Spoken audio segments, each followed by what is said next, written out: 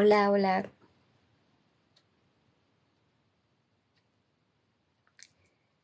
Pues súper feliz porque me acaban de traer este regalazo y pues obviamente no podía dejar o empezar a leerlo sin compartirlo y pues vamos a empezar porque mis últimos videos obviamente han sido muy exitosos porque he subido las entrevistas de la primicia de este libro de Anabel donde destapa, pues no nada más a Emma, muchas gracias por la rosa, sino a todas estas mujeres que sabíamos como un secreto a voces que estaban coludidas con este tipo de gente, pero pues que no había salido quizás alguien tan valiente. Muchas gracias, Dani, para decirlo, para poner las cartas sobre la mesa y pues vamos a empezar con la lectura. Ustedes saben que Anabel ha escrito un chorro de libros ya. Empezó a escribir en el sexenio de Fox. Después, obviamente, siguió con el de Calderón y sacó libros muy buenos en ese tiempo, como México en Llamas, que por cierto es mi favorito. Y también, hola. Después de México en Llamas, fue Los cómplices del presidente, también muy bueno. Y cuando Enrique Peña Nieto sacó este libro de Ayotzinapa, el cual pues también parte de su participación de lo que ella investigó, pues está también en el documental de El Paso de la Tortuga, que está en Netflix y que también pues fue como muy exitoso retomar este fragmento de su participación en la cuenta de acá de TikTok. Ya hice una lista con los videos de Anabel Hernández. No están todos porque, por ejemplo, hubo unos del caso Wallace que están en el caso Wallace, igual en el caso de Israel Vallarta, pues también está ahí y como no puedo replicar los videos en ambas listas, pues tendrían que ver así como caso por caso para saber pues la participación o la investigación de Anabel. Y después de Ayotzinapa saca el libro del traidor, que también es muy bueno, donde retrata pues la vida íntima del CDC, el de Sinaloa, por los diarios de su hijo. Y pues narra toda la experiencia de su hijo al nacer dentro de esta organización, crecer con todas las problemáticas pues de su padre y pues tomar las riendas de un negocio que al final él pues no había decidido y que es esta razón por la cual el juez le da su libertad y por eso es que Vicentillo Zambada Niebla pues ya no está preso. También fue pues bastante la cooperación que hizo, sobre todo para hundir al Chapo. Y entonces pues hubo un trato ahí bastante interesante porque el Chapo le había dado justamente este contacto de la DEA a Vicentillo porque Vicentillo ya estaba cansado, él ya se quería jubilar, ya se quería salir de todo esto y entonces sí habían pactado justamente el día en el que, y eso jamás lo voy a olvidar, no sé por qué, pero el Vicentillo pacta una cita con agentes de la DEA en el Sheraton y pues sí, en medio de la Ciudad de México, el hijo del señor más poderoso de México va a ver agentes de la DEA para llegar a un acuerdo. Pero esto no es así porque en ese tiempo pues ya había pues trampas y un chorro de problemas con una parte de este CDC que es la fracción de los Beltrán Leiva, justo en tiempos cuando pues los Beltrán Leiva pues tendrían que haber sido sacrificados porque tenían este acuerdo con el Chapo para pues entregar a gente ya sea enemiga y cuando los enemigos pues se acabaron de alguna manera o no pudieron pues entregarlos, comenzaron a entregar partes también que ya no les eran tan convenientes a ellos porque también ya estaban teniendo mucho poder como eran los Beltrán Leiva. Y entonces se hace una pelea todavía pues más ríspida, obviamente muchísimo más violenta y pues el resultado es que la Policía Federal también hace una fracción y entonces hay gente que se queda con el CDC y gente que se va con las fracciones. Y pues es por eso que agarran también al hermano del Mayo, a el rey. Y cuando agarran al rey, pues es casi inmediato que agarran a Vicentillo. Entonces, en este contexto es que pues extraditan a Vicentillo también casi inmediatamente. Y por eso es que a lo largo del tiempo en el que se lleva el juicio, pues es cuando pues va saliendo toda esta información. En una de estas entrevistas con Anabel Hernández, que es súper polémica, el abogado Gagiola le dice a Anabel que tiene información sobre el CDC y que su cliente está interesado en que ella sepa y conozca la historia contada por él mismo de todo lo que pasó. Y es así que Anabel pues comienza a pedir pues pruebas y a documentar todo este libro de El Traidor. Y esto fue hace 2 años.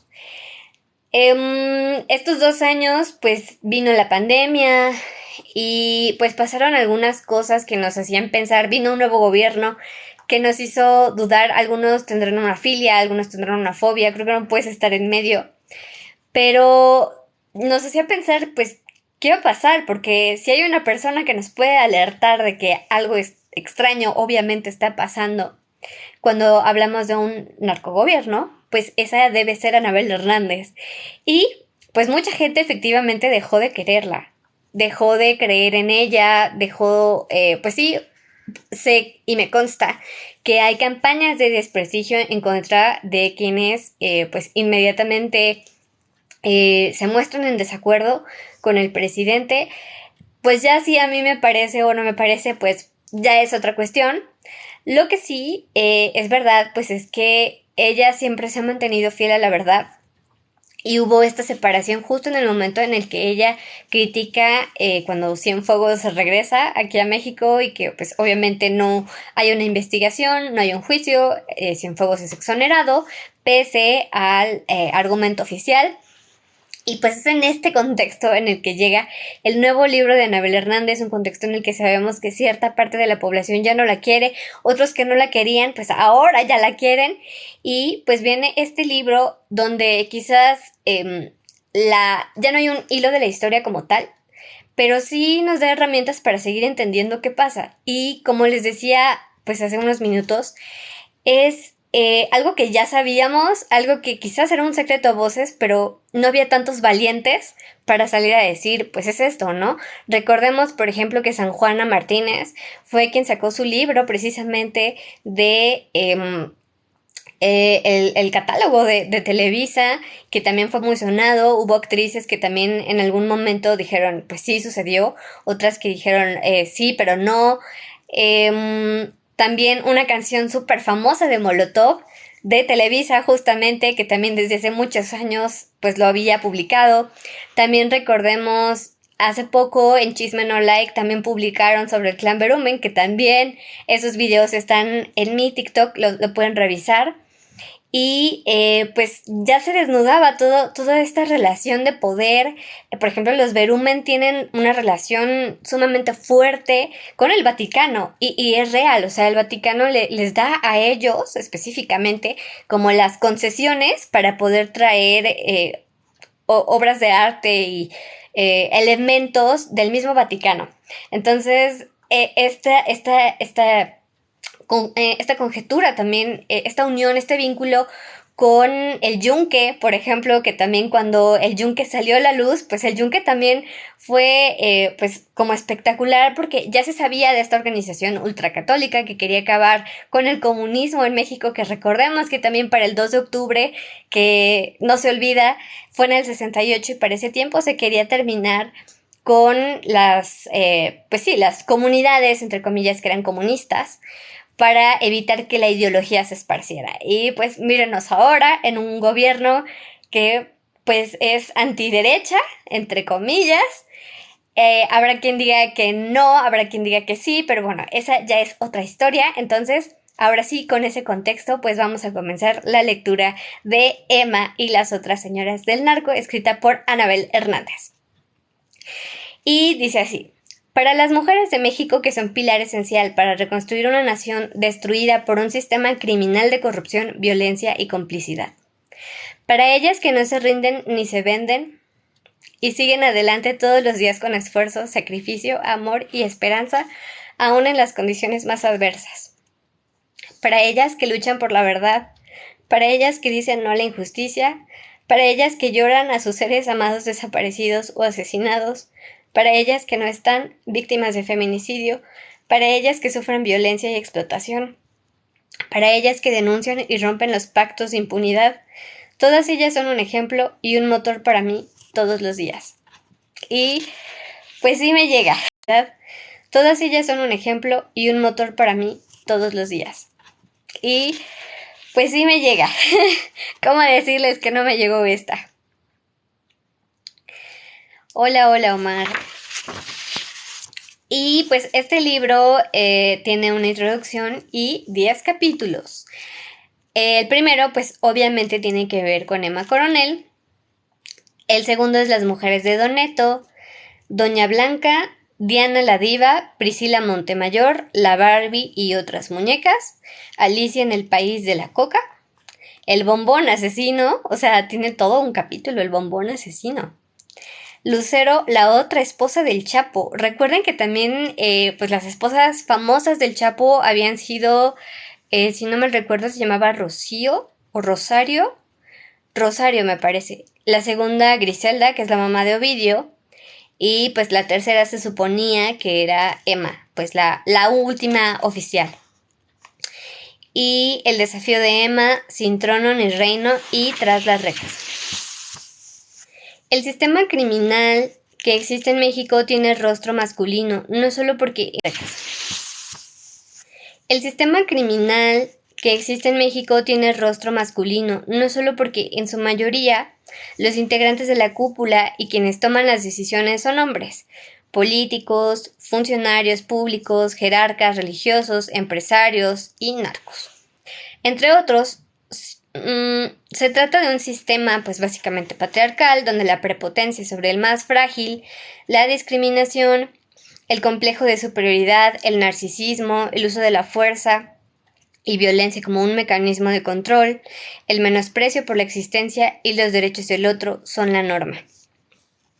Llevo más de 20 años investigando ese sistema y he entrado en sus sótanos para entrevistar a víctimas y victimarios, no solo para conocer su forma de operar, sino a los nombres de sus cómplices e intentar entender su raíz y esencia como quien busca conocer todas las partes de un virus y sus mecanismos para encontrar una vacuna y combatir la pandemia. Esta búsqueda incansable es mi forma de protesta, de rebeldía ante este sistema criminal que destruye nuestra nación. Es mi humilde contribución para intentar combatir a la horda de enemigos públicos.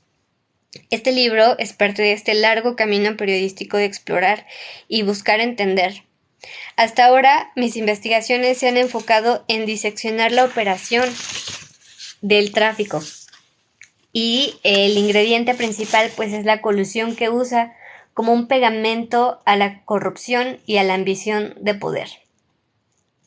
Ahora he querido ir más allá y recorrer el telón para ver lo que ocurre tras bambalinas, un detrás de cámaras del mundo. ¿Cómo son las vidas personales de estos grandes jefes? ¿Cómo interactúan en la intimidad con sus mujeres y sus familias? ¿Cuáles son sus necesidades primordiales? ¿Qué los impulsa a producir y pues traficar, corromper, destruir todo a su paso? ¿Cuál es su objetivo? ¿Qué los nutre? ¿Qué les da fuerza para continuar como bólidos en su frenética carrera? Este libro es un primer paso para entenderlo y me he enfocado en explorar el mundo de sus mujeres, madres, hijas, esposas y amantes. Mujeres que forman parte de la corte en el reino de ellos y se amoldan a las reglas machistas que les son impuestas. Y en recompensa, pues disfrutan el botín obtenido de masacres, de corrupción y violencia, cuyas principales víctimas son otras mujeres. La presencia del género femenino que voluntariamente están dentro de la cúpula, cubre la necesidad afectiva esencial que tienen incluso personas con un desorden psicosocial, como los jefes. Les dan afecto, los solapan, los justifican, les aplauden, les dan placer, procrean hijos, multiplican su especie y con ello los impulsan a seguir delinquiendo en un círculo vicioso sin fin. Ellas son el motor y a la vez son el objetivo, son el alimento de la bestia. ¿Para qué alguien desea una montaña de dinero aunque sea ensangrentado? Si no tiene con quién disfrutarlo. ¿Para qué las mansiones, la ropa costosa, las joyas, si no hay con quién compartir? ¿Para qué comprar un Ferrari si no hay quien los acompañe en el viaje? La gran mayoría de ellos no son ermitaños que estén dispuestos a vivir aislados sentados sobre sus fortunas, pasando las horas en solitario contando su botín. Como el común de los humanos, son seres sociales por naturaleza que necesitan interactuar, reflejarse, confirmarse, reproducirse y ser aceptados. Y quizás ellos, cuyo perfil es megalomaníaco, lo necesitan incluso más que los demás. ¿De qué sirve llegar a la cima de la pirámide del crimen si no hay con quién festejar? Sus mujeres son el primer círculo del coro que los vitorea y los recibe con laureles cuando regresan de combatir en las guerras que destruyen a nuestro país. Su calor contrarresta el repudio social, que por cierto, preocupantemente, cada vez es menor en México, y si ellos se quedan aislados y solos, pues se mueren. Por eso es necesario analizar las relaciones personales que los nutren. Son un punto de fortaleza y su talón de Aquiles. Esta investigación se ha realizado con el mismo rigor y método que las investigaciones sobre las redes de corrupción y abuso de poder. Tuve acceso a testigos directos, presenciales de los hechos que aquí narro, personas que justamente estaban ahí, tras bambalinas, observando ese mundo íntimo y hasta ahora secreto. Colaboradores muy cercanos a estos grandes jefes, de los que habla el libro, que vieron su interacción con estas mujeres y la familia. Algunos aceptaron hablar on the record y que sus nombres se publicaran, otros accedieron a ser informantes y contar los hechos a cambio de mantener sus identidades bajo reserva. Conservo grabaciones de muchas de las entrevistas que les realicé. Sus testimonios pude cruzarlos y contrastarlos entre sí y con otras fuentes de información fuera del mundo criminal que también fueron testigos porque forman parte de los círculos de amistad y familia de estas mujeres o por razones de logística y pura casualidad. Gracias a estos testigos pude entender cómo las relaciones de funcionarios públicos y políticos con estas personas se dan no solo a través de la corrupción, el dinero y la búsqueda de poder, sino en mujeres que circulan en uno y otro mundo y se convierten en vasos comunicantes, en damas de compañía o amantes compartidas. Pude corroborar la existencia de lugares, eventos, direcciones, tuve acceso a expedientes judiciales de México y Estados Unidos, documentos de cuentas bancarias, certificados de propiedad, información fiscal, actas constitutivas de empresas nacionales e internacionales. Y por medio de ese conjunto de información obtuve los nombres de las protagonistas, hombres, mujeres, de la historia que narro en cada capítulo. Emma y las otras señoras surge desde mi posición como mujer antagonista y víctima del mundo que aquí reconstruyo para el entendimiento del lector. No pretende ser un juicio sumario, no es abordado desde el punto de vista de prejuicios conservadores, ni tiene la intención de hacer escarnio, pero es necesario reconocer que a escala mundial existen mujeres que voluntariamente han sido protagonistas o cómplices esenciales de terribles casos criminales, como la red de tráfico de NXIVM, creada por Keith Raniere, cuya matriz se estableció en Estados Unidos, y que actrices de talla internacional participaron en el deleznable crimen, algunas ya condenadas como Alison Mack, o por ejemplo la red de menores encabezada por Jeffrey Epstein, cuya pareja sentimental y amiga Ghislaine Maxwell, una celebridad en el mundo de la alta sociedad británica, era su cómplice. Estos dos ejemplos son una clara muestra de que a veces el crimen se oculta y opera mejor tras la fachada de los famosos. La fama y la forma en que los medios de comunicación los exaltan los cubre de un falso velo de virtud, como si el hecho de ser famosos los hiciera buenos y gentiles. Pero además de ser cómplices, pues también son trofeos y entre más famosos e inalcanzables parezcan, más son deseados también por el mundo criminal. El artista se mete donde el narco no puede, afirmó de manera contundente uno de los lugartenientes de los Beltrán Leiva, que fue testigo directo del desfile de cantantes, artistas, modelos, mujeres y hombres del mundo de la farándula que convivían con los criminales más sanguinarios. Cuando terminas de comprar todo lo material, comienzas a comprar personas. Comienzas a coleccionar mujeres, sentenció contundente en entrevista otro testigo que desde la década de los 90 ha estado relacionado con este mundo. A algunas protagonistas de este libro, como Emma Coronel, esposa de Chapo, el líder más visible del CDC, Diana Espinosa, esposa de Caro Quintero, el líder de, en ese entonces, Guadalajara, actualmente prófugo, las conocí en persona, las entrevisté y tuve varias conversaciones con ellas a lo largo de casi 2 años. A otras las identifiqué a través de los testigos, de su actuación pública o de información de expedientes. Priscila Montemayor, esposa de la Barbie, las cantantes Marcela Rubiales, Soy la Flor, Lucha Villa, Alicia Machado, Arlet Terán, Galilea Montijo, Ninel Conde, por ejemplo, son algunas. Muchos de sus nombres no eran nuevos para mí, sino los he escuchado de manera recurrente a lo largo de los lustros que llevo investigando a estos grupos, y ahora decidí profundizar en sus historias con el objetivo ya explicado.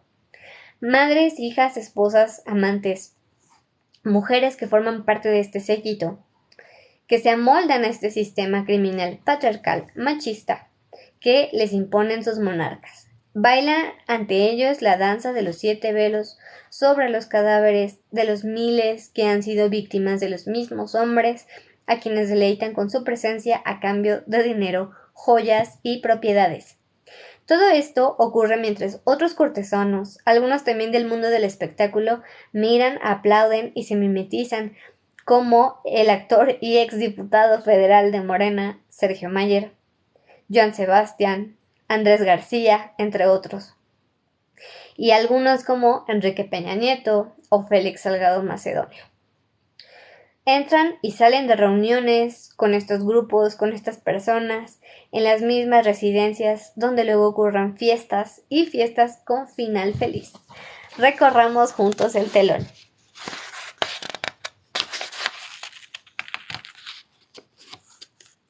Se me atoró. Número 1. La reina Emma. Era la medianoche del domingo 23 de septiembre de 2018, Culiacán, Sinaloa, cuando la mujer de entonces 29 años, trasnochada y preocupada, decidió buscar en sus viejos contactos mi número telefónico. Titubeó. Sabía que a su familia política no le gustaba mi trabajo como periodista, mucho menos las cosas que había revelado sobre ellos, y sin duda estaban más cómodos sin que nadie metiera las narices en sus asuntos. La venció el impulso de teclear un mensaje por WhatsApp. Quizás lo hizo justo por eso, porque a ellos no les iba a gustar. Quizás se sentía demasiado sola, quizás solo necesitaba hablar con alguien que perteneciera al extremo opuesto del mundo en el que ella vivía, pero que al mismo tiempo lo entendía porque había excavado durante años en sus secretos. Su número era distinto al de la última vez que conversamos, y muchas cosas habían pasado desde entonces. Era público que yo vivía bajo amenaza de muerte, y ella sabía perfectamente que, por regla, no respondo mensajes de teléfonos desconocidos. Indirecta para mí. A menos que sea con clave o que la persona que escribe compruebe fehacientemente su identidad. Ok, ya entendí. De esa forma, nos habíamos mantenido en contacto por largo tiempo desde febrero de 2016, cuando la conocí, y parte de 2017. Lo digo porque pues me dieron acceso a ese número y pues para quienes me conocen saben que estoy documentando el caso de Israel Vallarta, entonces quería compartir información con ella y pues pedirle una reunión, una entrevista, y no me contestó. Entonces creo que ahora ya me explico por qué. El mensaje era inconfundible, no había duda de quién escribía. Hace más de un año te di una entrevista en un restaurante de Sinaloa. ¿Sabes quién soy? Y añadiría el nombre Mar Ansi. Solo nosotras dos, su hermana Claudia, su cuñada Armida y un camarógrafo de Telemundo, sabíamos que la primera vez que nos encontramos fue en aquel restaurante de mariscos localizado en el desarrollo urbano Tres Ríos, en la ribera del río Humaya, en Culiacán. Era Emma Coronel Aispuro, esposa de Joaquín Guzmán Loera, el Chapo, acusado por el gobierno de Estados Unidos de ser uno de los hombres más peligrosos y poderosos del mundo, cuyo juicio en la Corte Federal del Distrito Este de Nueva York estaba programado para iniciar el 5 de noviembre en Brooklyn. Debía enfrentar cargos por, haber hecho lo que todos sabemos que hizo durante 25 años. Lavado de dinero, retención ilegal de personas y obviamente homicidio. Además de que se le adjudicaba una fortuna ilegal de más de 14,000 millones de dólares y el pago de millonarios sobornos a autoridades de todos los niveles en México y otros gobiernos para obtener protección y ayuda en sus actividades criminales. ¿Qué preocupaba a Emma en víspera de lo que era ya denominado el juicio del siglo? ¿Qué era lo que le quitaba el sueño? Emma ya había sido requerida por los abogados de su esposo para estar presente en la sala de la corte en Brooklyn, como parte de la estrategia de defensa para hacer ver al Chapo más humano y menos infame. Pienso que ella presentía que el proceso público al que sería sometido cambiaría su vida para siempre, y efectivamente ocurrió. Le respondí enseguida su mensaje. Ella no lo sabía, pero yo estaba del otro lado del mundo, en Italia, analizando fenómenos criminales de familias como la suya. Su mensaje me había remontado varios años atrás, como si al maniobrar el teclado del teléfono para responderle hubiera metido el código de la máquina del tiempo. La primera vez que escuché hablar de Emma Coronel Aispuro fue en 2007, durante mi investigación para Los Señores del Narco en 2010. Supe de su matrimonio con el Chapo semanas después de que ocurrió, gracias a un informante cuyo amigo había sido uno de los invitados. Comencé a recolectar toda la información disponible sobre ella, y realmente era muy poca. Durante mucho tiempo, a través de diversos canales, intenté conectarme con ella para hacer una entrevista, pero no tuve éxito. Ninguna esposa de un jefe del nivel de Guzmán había dado una. Su rol habitual era vivir en silencio, con discreción, gastando la fortuna de sus esposos, cuidando de sus hijos, nada de redes sociales. Con el paso del tiempo, al investigar al CDS y la manera en que funciona, comprendí que Emma solo hablaría cuando le fuera indispensable o cuando su esposo se lo ordenara. Ese día llegó. Fue el 12 de febrero de 2016, poco después de que el Chapo fuera arrestado por tercera y última ocasión en Los Mochis, Sinaloa, en la antesala de una extradición inminente a Estados Unidos. Emma nunca había dado una entrevista, ni siquiera había fotos recientes de ella. El encuentro fue organizado por uno de los abogados de la defensa de Guzmán Loera. No hubo ninguna condición de por medio, ni temas vetados. Yo no lo hubiera aceptado. Lo único que solicitó fue que fuera ella quien fijara el lugar de la reunión. Un salón privado en el Merency, en la capital de, el CDC, ¿no? Puntual y sin escoltas, entró al lugar. Era una mujer alta, de cabello largo, impecablemente teñido, peinado, enrizado, con un espeso maquillaje profesional que hacía resaltar sus ojos redondos, marrones y brillantes, enmarcados con pestañas postizas tan largas que los hacían parecer como los de una muñeca. Sus labios estaban cuidadosamente pintados de un color nude sobrio. Aún así no podía disimular que eran voluminosos gracias al silicón. Su nariz era recta, fina y ligeramente respingada. Su figura curvilínea había sido esculpida varias veces por liposucción, siguiendo el modelo de belleza impuesto en el mundo que la rodeaba, aunque sin vestir de forma escotada ni llamativa, como las típicas buchonas, sino de manera impecable y recatada. Entendí que Emma creía que estaba llegando al set de una película, no a una entrevista.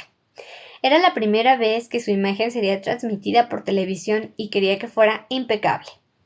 Me saludó cordial y nerviosa, iba acompañada de su hermana Claudia y de Armida Guzmán, hermana del Chapo, quien no se levantaría de su asiento durante las más de 4 horas que duró el encuentro, ni siquiera para tomar una bocanada de aire fresco.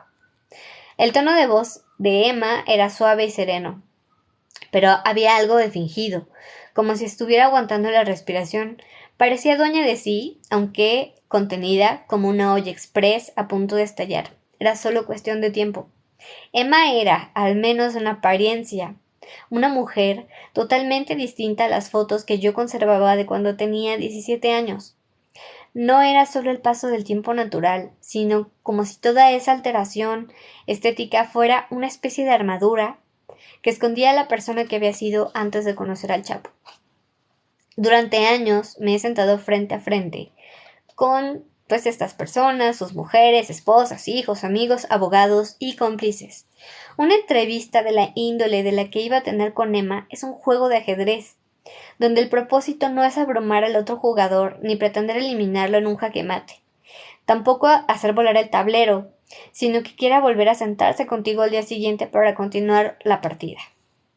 Aquí cuento la historia de lo que ella me dijo en la entrevista y las conversaciones que tuvimos durante casi 2 años de contacto intermitente. Pero sobre todo es la historia de lo que dijo, sin necesidad de palabras. Emma Coronel es la segunda de 4 hijos procreados por la pareja conformada por Inés Coronel Beltrán y Blanca Aispuro, de quien heredó su belleza. Su hermano mayor se llamó Omar, su hermana menor Claudia y su hermano menor Edgar. Nació en San Francisco, California, el 2 de julio del 89. Su madre se fue de mojada en avanzado estado de gravidez para visitar a familiares que se habían asentado luego de haber cruzado ilegalmente, y sin preverlo durante su estancia se desencadenó el parto en el que nació Emma. Ese accidente del destino le dio la doble nacionalidad, mexicana y estadounidense. Es la única de los 4 hermanos que la tiene. A los pocos meses del nacimiento de Emma, Blanca regresó con su hija a la diminuta ranchería La Angostura en Canelas, Durango, donde Emma creció. Es una comunidad con un muy alto nivel de marginación, no más de 80 habitantes, enclavada en la región del denominado Triángulo Dorado, entre Durango, Sinaloa y Chihuahua. La Angostura es una comunidad circundada de montañas que se levantan en una altura de más de 1.300 metros sobre el nivel del mar, donde la naturaleza esculpió una obra de arte, cordilleras cubiertas de bosques de pino, nogal, palo colorado, madroño, zarzamora y laurel que impregnan el ambiente con sus perfumes y los ríos sinuosos y cascadas que cantan. Por las noches, bajo una danza de luciérnagas, el coyote aún aúlla y en el día el cielo es surcado por audaces águilas que cazan ardillas y liebres al filo de los acantilados. Es un rancho como cualquier otro. Son personas humildes, todos entre familia, entre amigos, dice Emma sobre el lugar donde creció, dejando entrever con su tono y lenguaje corporal una auténtica emoción. Mucha gente sale a trabajar a Culiacán, otros se van a Estados Unidos, sobreviven, pero todos muy humildemente. La Angostura es un puñado de casas en medio de la nada. Las únicas vías terrestres son brechas de terracería, así que solo se logra llegar a caballo, cuatrimoto o helicóptero. Emma dio la crónica de una infancia feliz. No hacía nada. Estar en la casa, ayudar en la casa, estar con mis hermanos. Allí estudié la primaria, la secundaria, estaba con mis amigas. En un rancho no hay muchas clases de juegos, pero mi papá siempre nos tenía muñecas, cosas muy simples pero significativas. Y aunque su vida era de campo y sin lujos, aseguró que le gustaba vivir así y que no tenía mayores sueños ni ambiciones. A mí me gusta porque soy de ahí, a cada persona le gusta el lugar de donde es, significa tanto para mí. Ahí viví mi niñez junto con mis hermanos, ahí no se ve nada extravagante, cosas como las que se ven en la ciudad, que son tan estresantes, allá la vida es muy tranquila.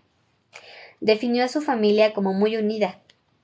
Describió a su madre como una ama de casa ordinaria, dedicada a tareas del hogar, a su padre como un campesino responsable que desde muy joven se dedicó a sembrar maíz y frijol para mantener a la familia.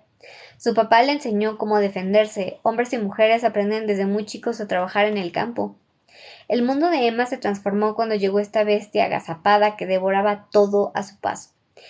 El CDS, la organización más poderosa del mundo.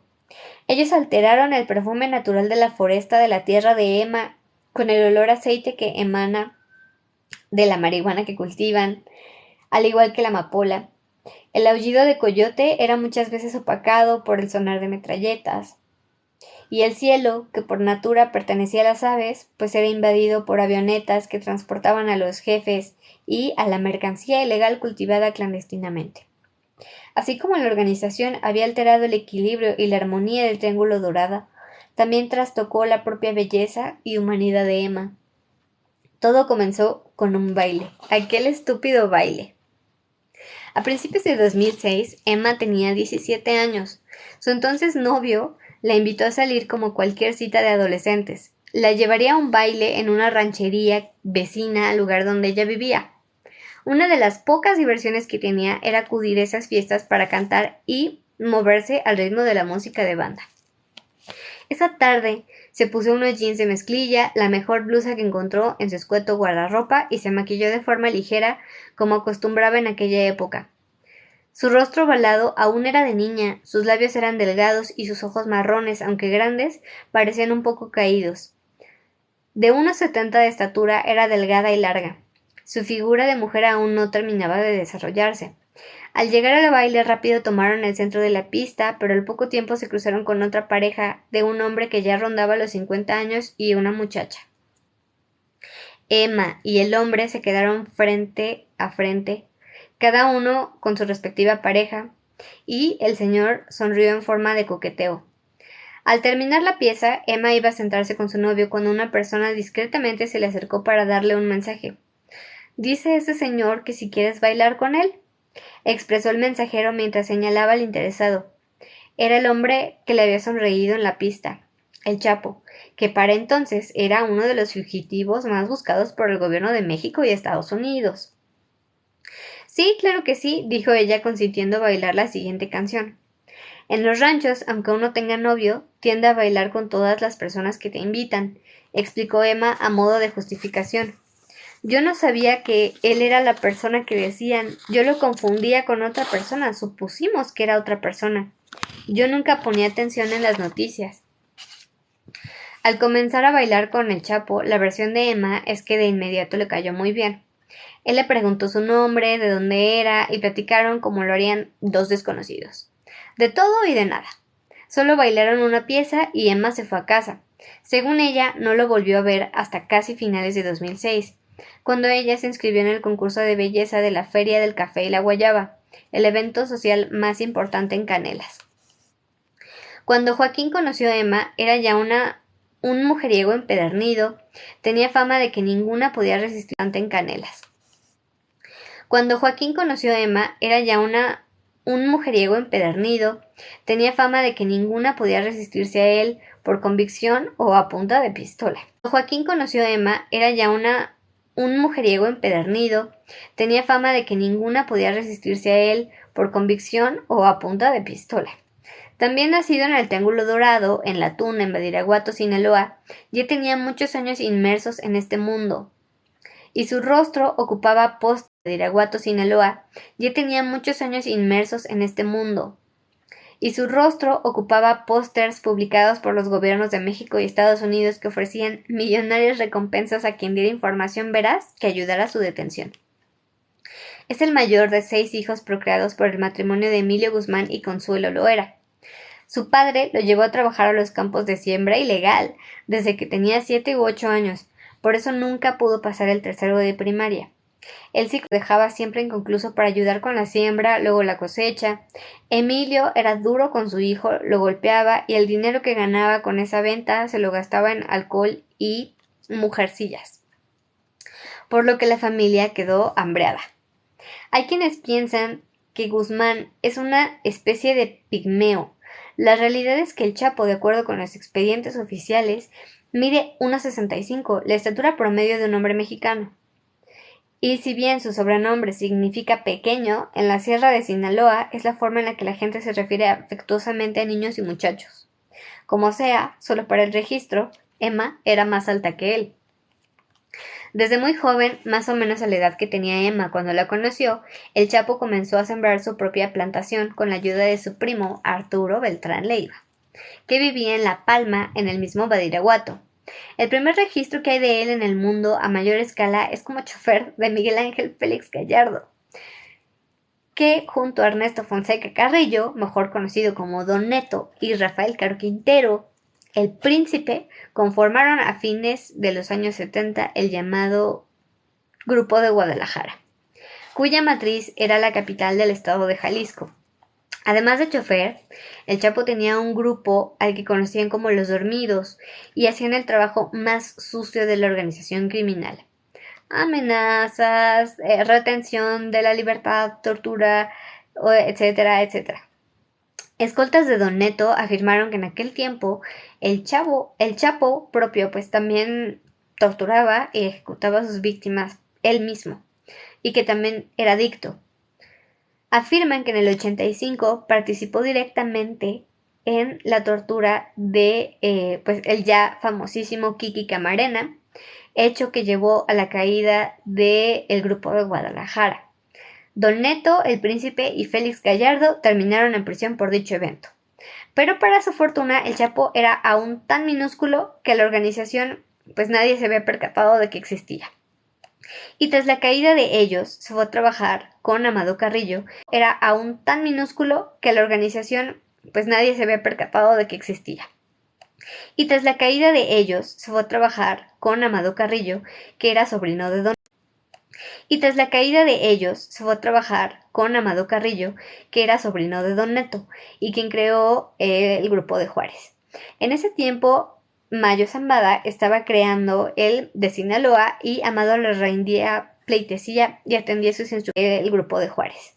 En ese tiempo, Mayo Zambada estaba creando, acusado de haber participado en el evento del aeropuerto de Guadalajara, cuando el cardenal Juan Jesús Posadas Ocampo, pues terminó muerto. Esta historia la pueden ver también en Netflix, en la temporada nueva de Narcos México y en la del Chapo. Particularmente me gusta más la versión del Chapo. Y pues cuando fue detenido, en ese entonces su esposa era Alejandrina, no era Rosario, es Alejandrina, con quien tuvo 5 hijos: César, Iván, Giselle, Alfredo y Claudette Helen. Y simultáneamente tenía ya otra pareja llamada Griselda, con quien procreó otros 4 hijos: Joaquín, Edgar, Ovidio y Grisel. Los primeros 3 años estuvo recluido en el penal de máxima seguridad de La Palma, ahora llamado Altiplano, en Almoloya de Juárez. Luego, gracias a la gestión de sus abogados, lo transfirieron a Puente Grande, Jalisco, y en poco tiempo, junto a su compañero, el Güero Palma, se convertiría en el rey de la prisión, pues ingresaba comida, fiestas, mujeres y mercancía ilegal que corrían a voluntad con el dinero que le enviaba su primo Arturo Beltrán Leiva, que fue solidario con él en los malos momentos y pudo sobornar a las máximas autoridades del penal y autoridades de la Secretaría de Gobernación, que eran responsables de las cárceles federales y que lo siguen siendo. Durante sus años en Puente Grande, el Chapo vivió adicto a pues su mercancía y a otro tipo de cosas, y competía con el Güero para ver quién duraba más en el acto y quién acumulaba más mujeres. Mandaban a traer mujeres de fuera y cuando no era posible pagaban a enfermeras, a encargadas de limpieza, a cocineras que trabajaban en el penal. Incluso tenían acceso a reclusas que estaban en una sección de la prisión que se supone que era solo para hombres. Y ahí el Chapo conoció a Ips Erendira Moreno, de 38 años, que era cocinera en la prisión. El Chapo estableció una relación más o menos humana con ella, le escribía cartas, le enviaba flores a su casa. Este fragmento, si no mal recuerdo, está escrito también en Los Señores del Narco.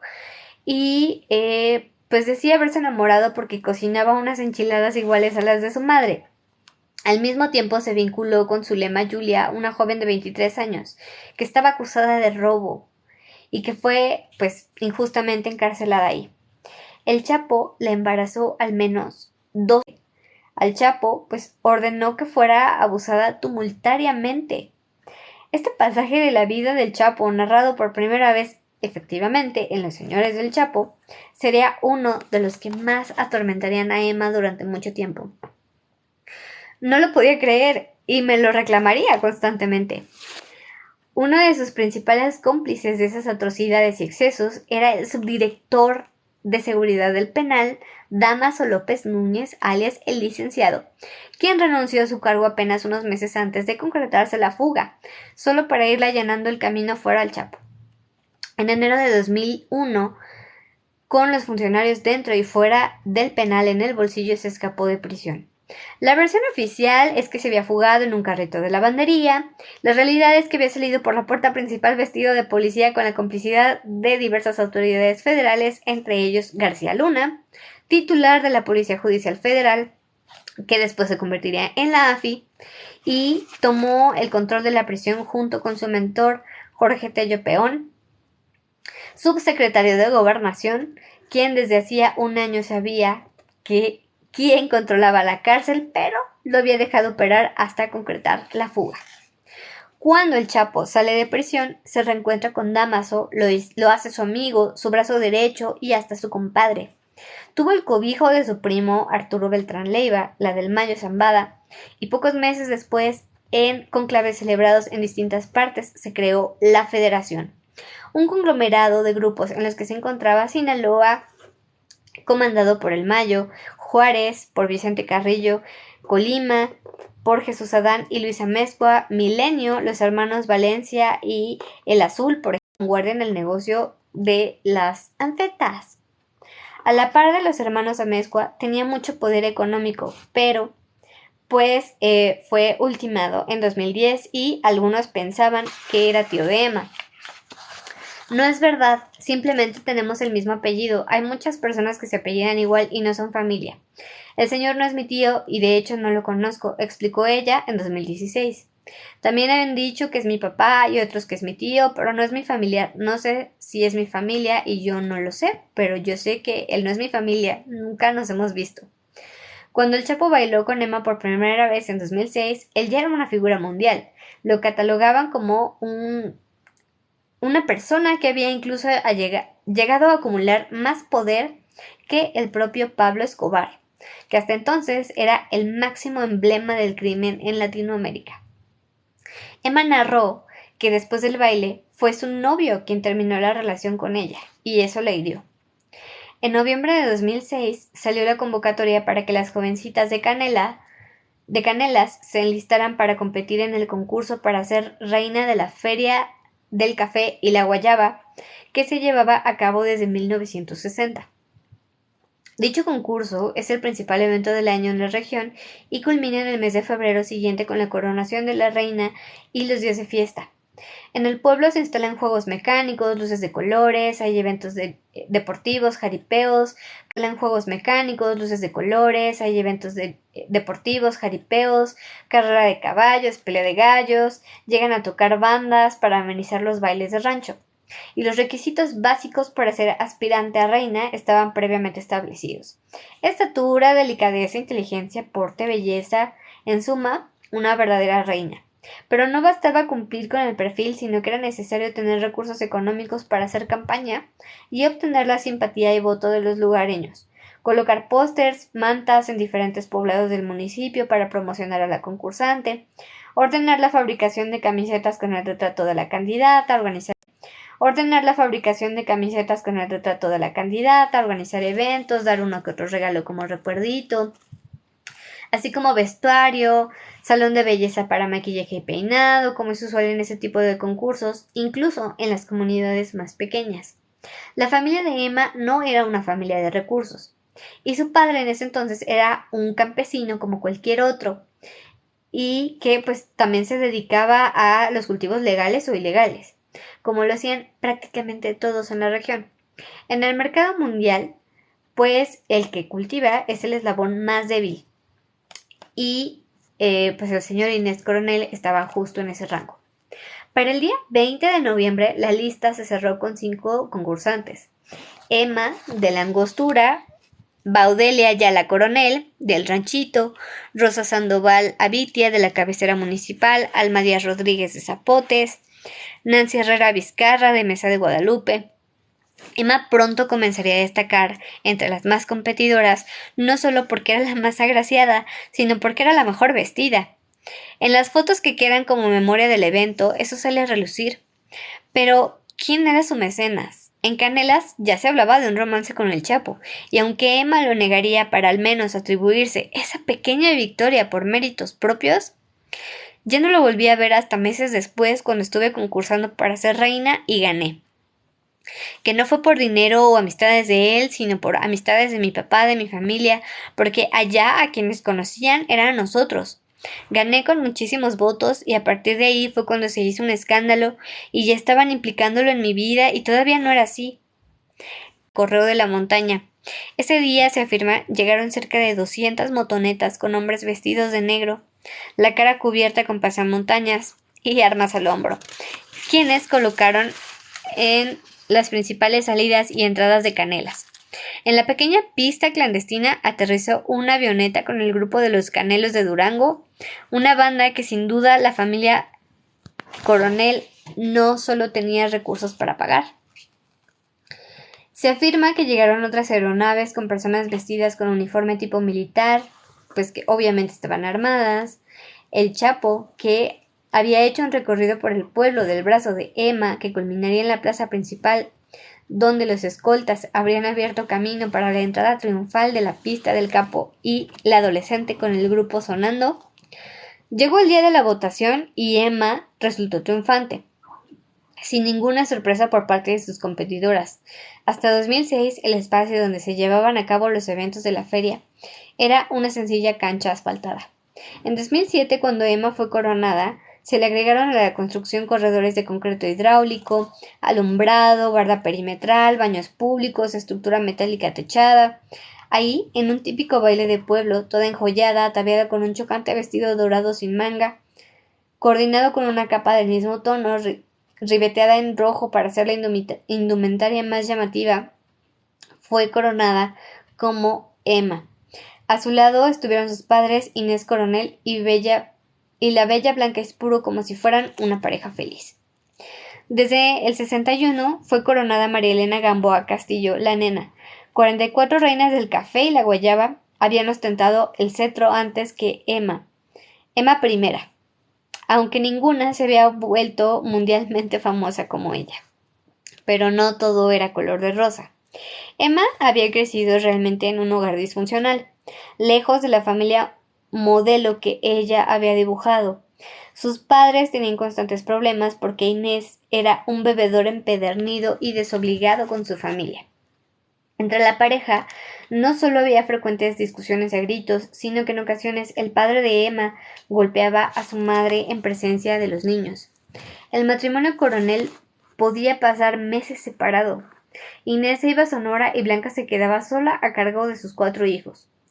Por largas temporadas los niños no iban a la escuela. Para la manutención de la familia, Omar el mayor tenía que ir al campo a sembrar maíz y frijol. Después aprendió a conducir, hacía viajes de transporte y flete para los agricultores de la zona. Cuando comenzó a ganar un poco de dinero, también empezó a beber, lo que causaba el enojo de su madre, quien a modo de castigo lo enviaba a Sonora con su padre. Cuando ya se peleaban, Inés lo mandaba de regreso a Canelas. Esta situación dejó diversas secuelas entre los integrantes de la familia. Por ejemplo, Omar desarrolló un profundo complejo de inseguridad. Era vulnerable, influenciable, manipulable, incapaz de tomar decisiones y dependía de la aprobación de los demás. Era muy sumiso y, pues sin un núcleo familiar estructurado, pues necesitaba pertenecer a algo que le diera una identidad. Su actitud era necesario que con el tiempo lo llevaría a convertirse en un peón en las filas del grupo de Sinaloa. Y en ese ambiente familiar y rústico, el carácter de Emma se hizo bronco. Era áspera, mal hablada, aunque inteligente y aplicada en la escuela. Le tomaría un gran esfuerzo modular su profundo acento de la serranía, tanto que incluso tomó cursos de dicción para intentar borrarlo cuando hablaba en público. Emma tenía más afinidad con su padre, sin embargo, cuando él se iba de casa, pues pasaba más tiempo con su madre. Fue ella quien, por el carácter de Emma y para tratar de alejarla de ese ambiente y los problemas, decidió mandarla a vivir con familiares en San Francisco, California, donde Emma había nacido cuando cumplió 11 años. Emma era la única de sus hijos que lo podía hacer por la nacionalidad que tenía, su nacionalidad americana, y Blanca quería darle a su hija la oportunidad de tener una vida diferente. Emma vivió un año en California, pero no se adaptó. Sí me gustó, pero yo me quise regresar porque los extrañaba mucho. No me acostumbré a estar lejos de donde soy y extrañaba mucho a mi familia. Regresó a Canelas y ahí cursó la escuela secundaria. Quienes la conocen la describen como una mujer hermética que pocas veces muestra sus sentimientos. Pese a su naturaleza ruda, ha aprendido a no ser impulsiva, por lo que es capaz de mantenerse con cara de piedra, aún en los momentos más difíciles. Aunque el mundo se esté desquebrajando sobre su espalda, es de las personas que dice que todo está bien. Y el Chapo continuó cortejando a Emma. Varias ocasiones iba a la casa. Yo digo que lo que me conquistó de él fue su plática, la forma de tratarme, la forma en la que nos empezamos a llevar, primero como amigos. No me llevó grandes regalos ni grandes cosas, sino que él se gana a las personas por su forma de ser, por cómo trata a las personas en general. Diría Emma. ¿Qué piensas que es lo que más le gusta de ti? Le pregunté. Pues más bien esa sería una pregunta para él. ¿Nunca te lo ha dicho? Pues sí, pero podemos platicar de muchas cosas, pero esa sería una pregunta que más bien él tendría que decir. ¿Era un hombre expresivo? Sí, es un hombre muy amable, muy atento, educado. Diría que lo que conquistó de Emma, pues no nada más era su juventud, belleza e inexperiencia, sino las enchiladas que una vez cocinó para él, porque al igual que las de la cocinera de Puente Grande, Yves Serendira, se parecían a las que le hacía su madre. Con un fuertísimo apego materno, sin duda su lazo emocional más importante. Quizás el Chapo buscaba alguna referencia de ella en las mujeres que conocía. Después de la coronación, Emma, aún siendo menor de edad, sus padres le permitían salir de paseo con el Chapo. Él la llevaba a los bailes de toda la región. Bailábamos y bailábamos, pero nada que él hubiera organizado para mí. Según Emma, ni aún en ese punto entendía que su pretendiente era un fugitivo y un importante líder del grupo de Sinaloa, aunque constantemente en las noticias aparecía su foto y su nombre. Dijo que no había nada especial en su conducta. Él no se hace distinguir de las demás personas, es como cualquiera. Claro que lo tratan con respeto, pero él actúa como cualquier persona normal, es amable, a todo el mundo anda saludando y platicando, se sienta donde sea, come lo que sea, toma lo que sea, es un ser humano como cualquier otro. El 2 de julio de 2007, cuando Emma cumplió 18 años, el líder se casó con ella. No bajo la ley del hombre porque legalmente seguía casado con Alejandrina, su primera esposa, de la cual hasta 2021 no se había divorciado, pero sí bajo la ley divina. Consiguió un cura para que los uniera en matrimonio religioso y así le diera alguna formalidad a la unión. Emma dijo que fue una fiesta familiar sencilla, con poquísimos invitados donde lucía un vestido blanco y ampón como de princesa, pero testigos que tuvieron conocimiento de la boda narraron un gran festejo. Dijeron que estuvo custodiada por miembros del ejército mexicano, que estuvieron presentes políticos y funcionarios de todos los partidos, incluyendo al entonces gobernador de Sinaloa, por supuesto, Jesús Aguilar Padilla. Cuando formalizaron su relación, Emma era más joven que todos los hijos de él. Todos los que había procreado al menos con Alejandrina, 10 años más joven que César, 7 menos que Giselle, 6 menos que Iván, 3 menos que Alfredo. Pese al poder y los millones de dólares acumulados por el Chapo, para la núbil esposa no hubo viajes de bodas. Hola, Cris. No fuimos a ningún lado, estuvimos en un rancho. Poco después, el Chapo, que tenía asuntos más importantes de los cuales ocuparse, convenció a Emma de irse a Culiacán para establecerse y seguir estudiando. Ahí cursó la prepa, se inscribió en la Universidad Autónoma de Sinaloa, estudió Ciencias de la Comunicación. Según Emma, a ella le habría gustado ser periodista. Gracias a que el Chapo pagaba su estancia en Culiacán, poco a poco la familia de Emma se fue transfiriendo, cambiando su vida de ranchería a una de ciudad. Aunque la capital de Sinaloa no era una metrópoli, pues sí era más desarrollado que la Angostura, y dejaron atrás las montañas, los ríos, el cielo azul, el coyote y las luciérnagas. Lo único que había en común entre aquel pasaje y el de Culiacán, pues era precisamente este grupo.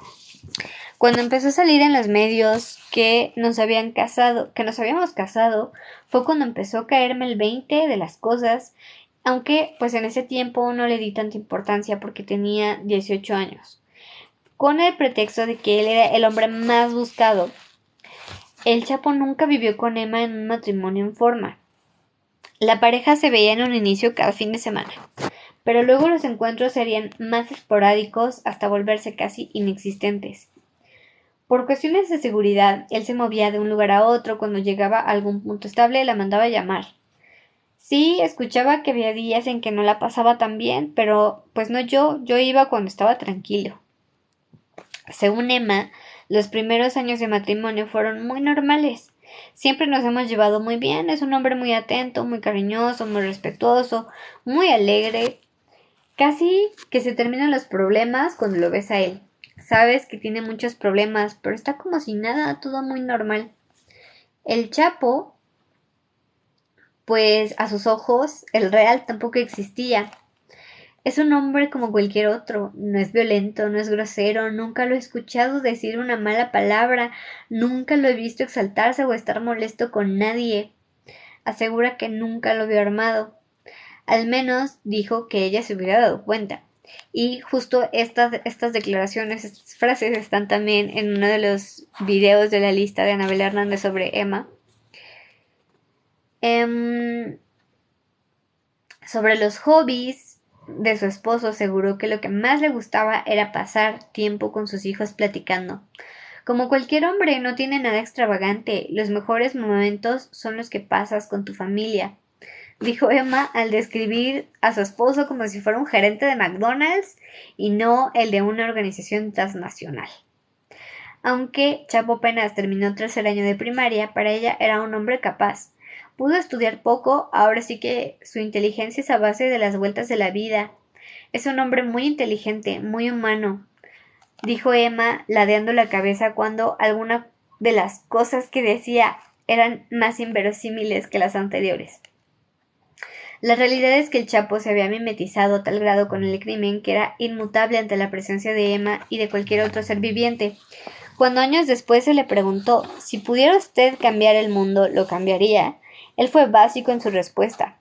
Yo para mí, así como estamos, soy feliz. Una de las primeras pruebas palpables de la inalterabilidad de la vida del Chapo luego de casarse con Emma ocurrió a fines de 2007 y a principios de 2008. Corría el sexenio de Felipe Calderón.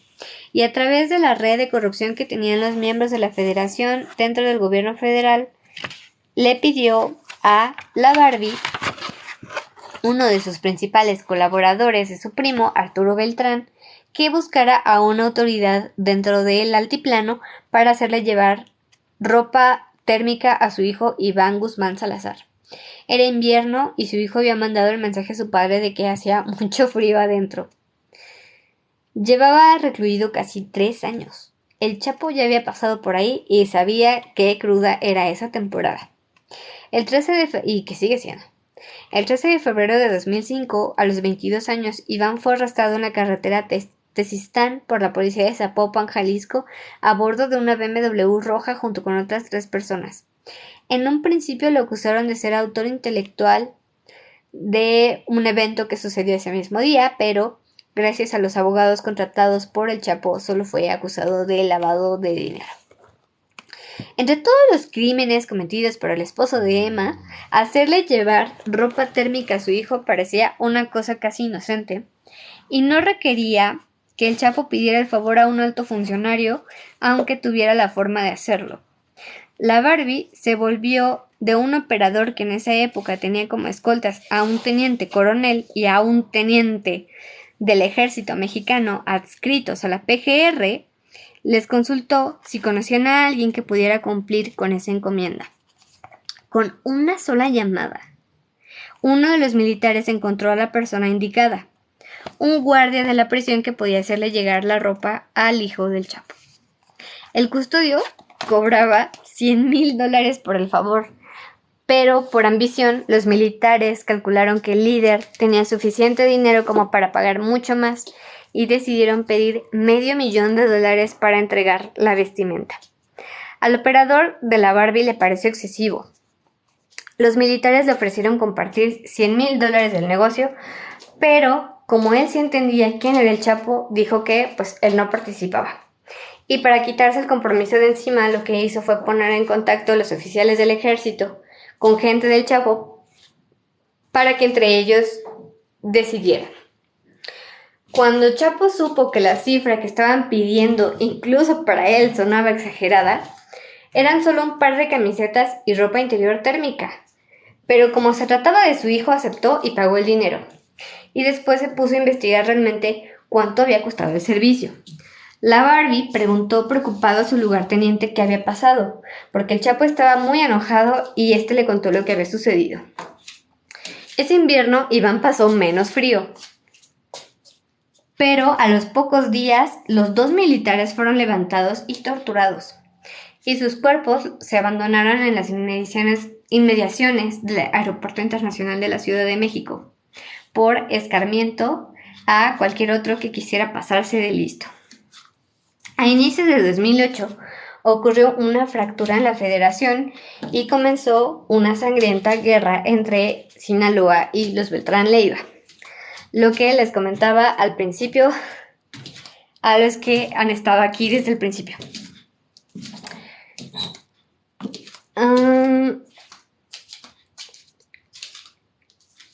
En abril de ese año, Iván fue absuelto por un tribunal por falta de pruebas y lo liberaron de inmediato. Pero a la par que el Chapo recuperaba a su hijo, perdía a otro. La noche del 8 de mayo de ese mismo año, a los 22 años, Edgar fue ejecutado bajo una lluvia de más de 500 tiros en el estacionamiento de la plaza comercial City Club en Culiacán. Su cuerpo quedó tendido sobre el pavimento en un charco de sangre. El ejecutor intelectual fue su propio padre por accidente. Al grupo se les había dado la orden de, que ultimaran a cualquier sospechoso, porque el Chapo y el Mayo tenían información de que los Beltrán estaban preparando un atentado. Y Edgar fue confundido por alguien de los contras y fue acribillado por Gonzalo Insulza, el Macho Prieto, que eran sicarios al servicio del Mayo. Cuando lo reportaron al Chapo, lo que había pasado, dicen que respondió con un ni modo. Reconoció que luego había sido un error, perdonó a estas personas y no hubo represalia.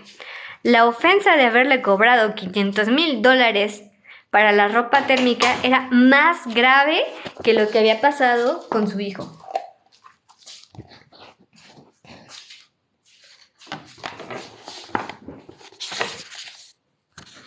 Han sido pocas las ocasiones que me ha tocado verlos, dijo Emma sobre su relación con los hijos del Chapo procreados con otras mujeres. Pero muy bien, muy tranquilo, muy amables. Puedo decir que sus hijos son unos muchachos muy educados, muy amables como él.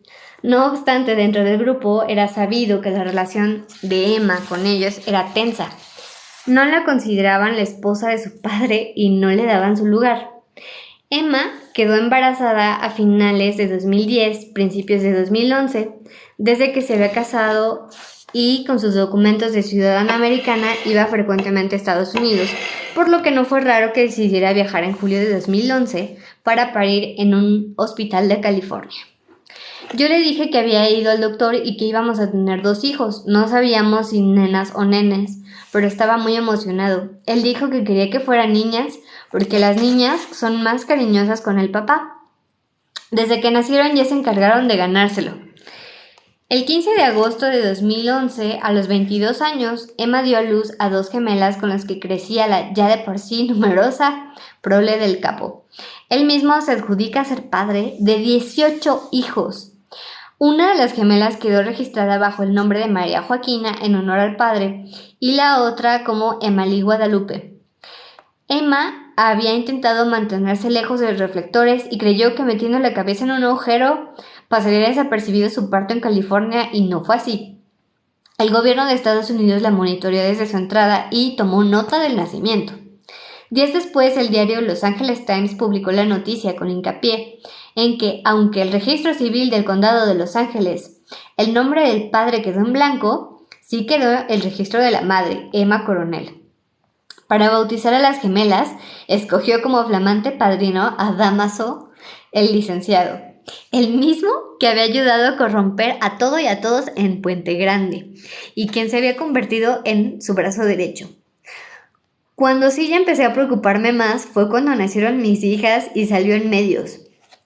Me empecé a preocupar por ellas, porque cuando uno tiene hijos cambia la forma de pensar, la forma de ver la vida.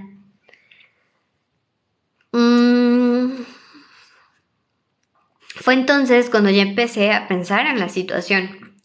Según Emma, la maternidad la hizo madurar. Le preocupaba que sus hijas no pudieran crecer en libertad, que no pudieran estar con su papá, verlo, que no pudieran ser niñas normales como las otras, que no pudieran estudiar o que tuvieran problemas como muchos de sus hijos simplemente por ser sus hijos.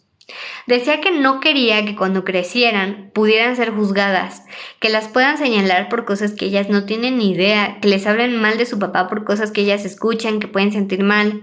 Pienso en cosas que a ellas les van a doler, eso que en este momento me duele porque como mamá quisiéramos que nunca les doliera nada, que todo fuera para uno y no para ellas.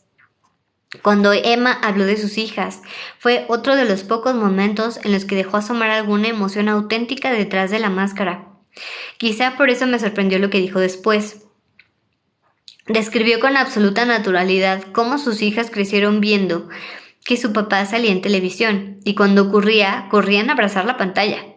Ciertamente lo que se decía de él no era positivo, pero cuando el Chapo estaba presente las alentaba. Siempre fue de que cuando él mismo se miraba decía, mira, ahí está tu papá en la televisión.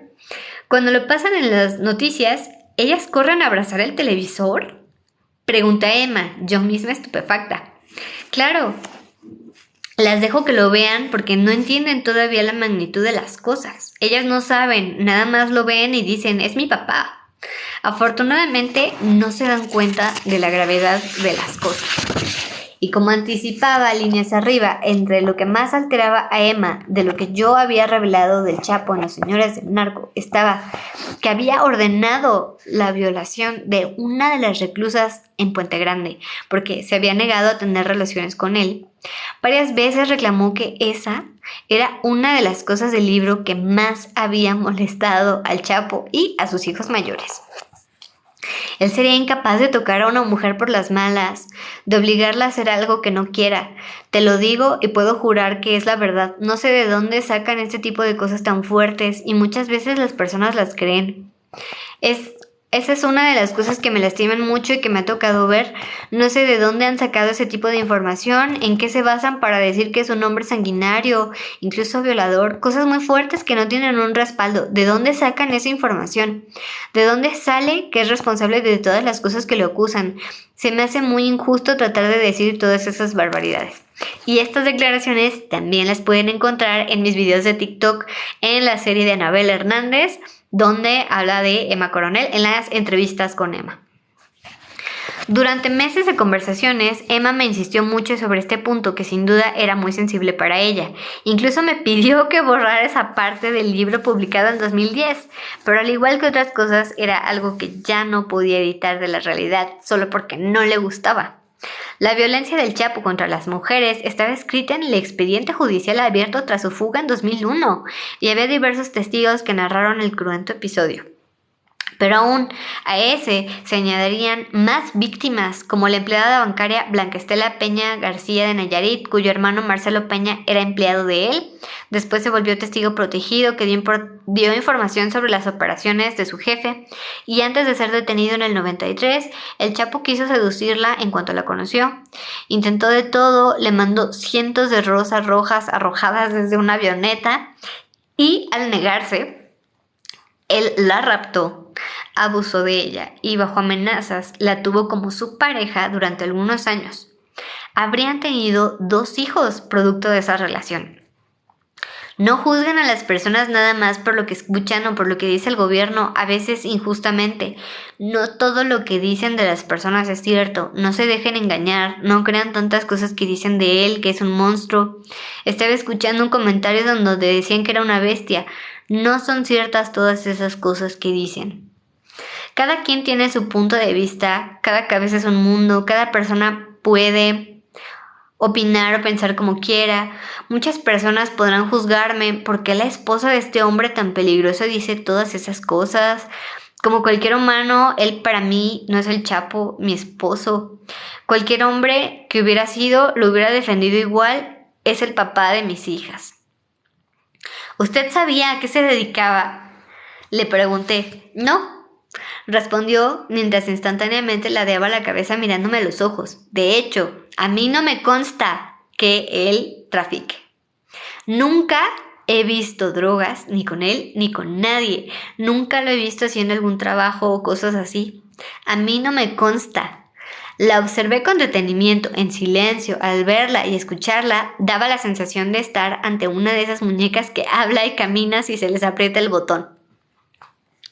Y no recuerdo si esta parte en específico la subí, según yo sí, pero voy a revisar y si no se las subí, se las voy a subir. ¿Por qué? Pues es importante, viene otra vez aquí.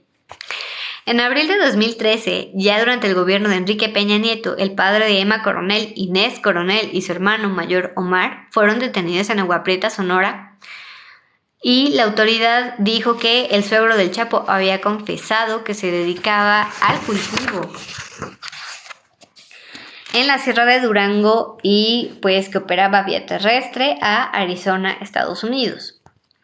Al padre de Emma y Omar les imputaron delitos contra la salud en modalidades de producción, almacenamiento y trasiego de marihuana, pero pues se encargaron de poner a mi papá como un gran capo poderoso. No es cierto, mi papá no tiene nada. Si fuera la persona que ellos dicen que es, ¿dónde está el dinero que ha hecho, las propiedades? Mi papá no tiene nada. Creo que ya se ha encargado el gobierno de buscar en todas partes a cualquiera de mi familia y creo que no han encontrado nada porque no existe.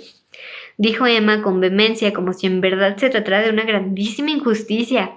Aseguró que le sembraron esas cosas y que incluso los habían detenido en otro lugar. Afirmó, están pagando por algo que no hicieron. Se siente mucha impotencia escuchar tanta cosa y pensar, ¿en verdad el gobierno lo va a acusar de todo esto que está diciendo, que está saliendo y no poder hacer nada, no poder evitar que estén detenidos? Es mucha impotencia, mucho coraje, mucho resentimiento. Aseguró que los abogados pagados, obviamente por el Chapo, se ocupaban del caso para lograr su libertad.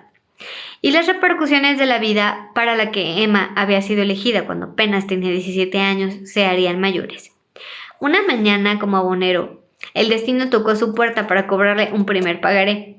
Ella estaba en la cama con el Chapo en el departamento 401 de los condominios Miramar en Mazatlán, Sinaloa. De repente él me habló, pasaron por mí, nos encontraron ahí, pero no fue nada que planeara, recordó Emma sobre su llegada a la Torre Miramar el 21 de febrero de 2014. No tenía autonomía, si el capo le llamaba a ella, debía estar siempre dispuesta. Yo llegué ahí un día antes. Él ya estaba ahí cuando yo llegué y nos fuimos a dormir normal. Dijo que lo vio con raspones, pero nada grave. 3 días antes había habido un operativo de la Marina con elementos de la DEA, quienes les habían dado el pitazo.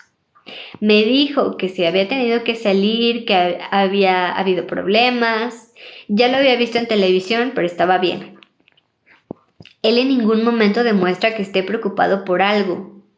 Estaba muy tranquilo, quería ver a sus hijas, por lo que Emma había llevado consigo a las gemelas de entonces 3 años, junto con una nana y una cocinera.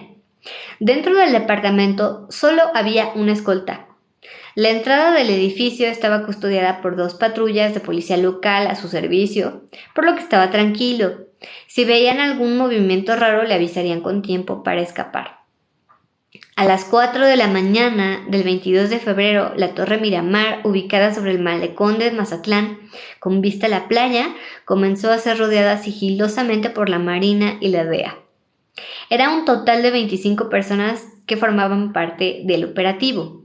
Quien lo dirigía por parte de la agencia de Estados Unidos era Víctor Vázquez, aunque había sido mérito del trabajo de inteligencia de otros colegas el haber sabido dónde estaría. Estaban alertas de las ventanas, las salidas, esperando que nadie se diera la fuga. Pero sobre todo rogaban porque no hubiera ningún túnel por el que pudiera escapar, como había ocurrido unos días antes en Culiacán. La Marina hizo que las patrullas de seguridad local se retiraran como si fuera una cosa de rutina. La DEA se quedó en la periferia mientras la Marina entró al inmueble. A las 6 de la mañana empezamos a escuchar golpes de cómo estaban tumbando la puerta. Fue cuando nos sentamos en la cama y escuchamos las voces que se estaban identificando. Él se paró, se puso el pantalón y se metió al baño. Yo me quedé sentada en la cama, no nos dijimos nada, no hubo mucho tiempo. En ese momento no sentí miedo sino hasta después. Pero sí fue un momento de mucha tensión, más que nada porque quería ver a mis hijas. Creo que detuvieron primero al muchacho, el escolta, luego pasaron por el cuarto donde estaban las mujeres y las niñas y al final llegan a donde estábamos nosotros. Aventaron la puerta pero se quedaron parados. No entran, solamente nos apuntan, preguntan dónde estaba él, al minuto él sale del baño y les dijo: tranquilos, aquí estoy. Lo esposaron, lo sometieron, nos bajaron a mis hijas, no las miré, pero ellos las bajaron y a nosotros nos trasladaron en otro carro. Emma, la nana y la cocinera fueron arrestadas junto con el Chapo, las vendaron y las esposaron. Estaba un poco desesperada más que nada por mis hijas, que les fueran a hacer algo, no sabía qué iba a pasar. En ese momento mi esposo les dijo: por favor, dejen que la niñera se quede con las niñas, pero le dijeron que no, que se callara. A él se lo llevaron por otro lado y a nosotras en otro carro. 7, escuchó Vázquez por el radio. Habían capturado al Chapo, pero aún no lo podía creer. Él y el equipo entraron al garage que se localizaba en el basamento del edificio. Los marinos tenían a un hombre sometido y de rodillas. ¿Es él?, preguntaron a Vázquez. Los marinos en ese tiempo no tenían mucha experiencia trabajando contra el CDTS, enfocados en los de la última letra y los del Golfo. Justificaría Vázquez años después sobre por qué los funcionarios mexicanos necesitaban confirmar si era él. Su explicación fue muy política. En los tiempos de Peña Nieto, la protección del gobierno continuaba por el Grupo de Sinaloa y sus principales miembros. Todo gracias a los millonarios sobornos pagados por la organización desde los sexenios de Vicente Fox, Felipe Calderón, y al dinero que la organización le dio al propio Peña Nieto para su campaña presidencial cuando era gobernador del Estado de México. Yo en ese momento caminé hacia él. En ese momento me congelé y dije: Dios santo, eres tú, Chapo, dijo el agente de la DEA, afirmando que fue él quien se lo llevó en su vehículo, lo cual sobrepasaba los límites de operatividad de la agencia norteamericana en México. Y ahí estaban presentes Emma Coronel, las dos pequeñas María Joaquina y Emmalí, viendo al Chapo arrodillado. En ese momento pasaron tantas cosas por mi cabeza, recordó Emma. Una de ellas es que a lo mejor venían para llevárselo directamente a Estados Unidos, pero no me acuerdo haber estado pensando mucho en qué estaba haciendo ahí. Nos volvimos a encontrar ya estando en el cuartel. Me toman los datos generales cuando escucho a un hombre que le dice: aquí ya está tu mujer, ¿qué es lo que querías? Él le dice: despedirme. Me llevan vendada, tapada de los ojos, le dicen: aquí está tu esposa. Él me dice que no me preocupe, que todo va a estar bien. También pide que lo lleven a ver a las niñas porque no querían. Y creo que sí lo bajaron al cuarto donde estaban ellas. No lo volví a ver hasta que estuvo en México. Emma se enteraría después de que en ese departamento de Miramar, en esa cama donde dormía cuando entró la Marina y le encañonó a ella y a sus hijas, días antes había estado otra mujer, la otra esposa del Chapo. Y ella estaba ahí, al filo del precipicio, cuando me llamó aquella noche del 23 de septiembre de 2018. por cuánto tiempo Emma podía seguir aguantando la respiración, cuándo iba a explotar la caldera. Cuando en 2016 la entrevista de Emma se transmitió en Telemundo, le dio la vuelta al mundo. Su apariencia artificial la hacía ver como una mujer vacía, poco inteligente, casi inofensiva. Su afición a redes sociales como Instagram la convirtieron en la Kim Kardashian mexicana. Pero Emma era mucho más compleja que eso, y aún más lo que ella representaba era un ingrediente indispensable, esencial en el mundo del crimen, no nada más un objeto decorativo. Si el mundo del narco en México es el monstruo que estrangula a la nación, mujeres como Emma son su alimento, su premio y su coro. ¿Qué sentido tendría el botín que los reyes acumulan envenenando, corrompiendo, triturando todo a su paso, si al final cada una de esas funciones entre el público, pues no hay nadie aplaudiendo? Entre más bella, más codiciada, más famosa sea la que aplaude, más lo alienta a recomenzar la tétrica función. La historia de Emma no es una historia individual y se sitúa en una historia colectiva de mujeres de todas las clases sociales. Novias, esposas, amantes, damas de compañía, que antes, durante y después del reinado de Emma I han utilizado sus atributos naturales o artificiales para convertirse en rémoras del mundo del narcotráfico. Son corrompidas y corrompen, son víctimas y victimarias, son exprimidas y exprimen. ¿Quiénes son? ¿Cómo se llaman? Ellas son las señoras del narco. Y pues estas notas fueron tomadas, como ya les había comentado, en el video de la entrevista que le dio a Telemundo, que también está en mi perfil. Esta es la entrevista donde pues ella primero niega. Anabel trae un corte de cabello pues mucho más chiquito de como lo llevaba. Unas fichas elaboradas por áreas de inteligencia del gobierno de México, que pues podemos suponer es el CISEN. La historia documentada del control de Puente Grande, que se documentó también en Los Señores del Narco en 2010, la boda del Capo Mayor de Proceso, que pues fue cuando también dijeron que había pues personas de muy alto rango y alto nivel ahí en la boda. Información obtenida del reporte de evaluación psicológica en Altiplano, hecha a Omar Coronel Aispuro. Entrevista de Champagne y Kate del Castillo, cuando el Chapo habló también. Una visita secreta al hombre más buscado. Y pues información publicada en el libro de Los Señores del Narco y esta entrevista de Univision. Y así concluye este capítulo de Emma Coronel. ¿Qué les pareció? Pues creo que tampoco, está realmente muy basado en las entrevistas que ya había dado. Quizás nuevo es como dejar ver un poco su infancia para quizás entender a Emma un poco más. Se presta pues sí al análisis pues antropológico, sociológico, pero la del Chapo de Netflix me parece que refleja todo esto. De hecho, Alejandro Almazán escribió o fue colaborador del guión y me parece excelente.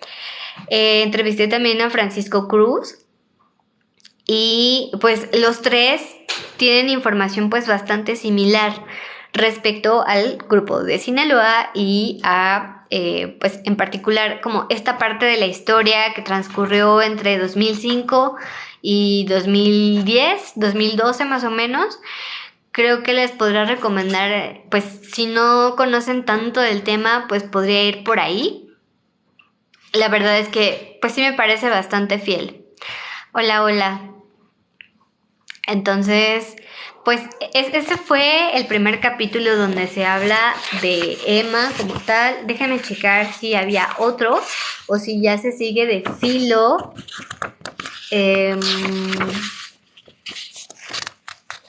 El libro es el nuevo de Anabel Hernández, Emma y las señoras del narco. Pues no, creo que ya no habla. Bueno, hasta el final es que retoma.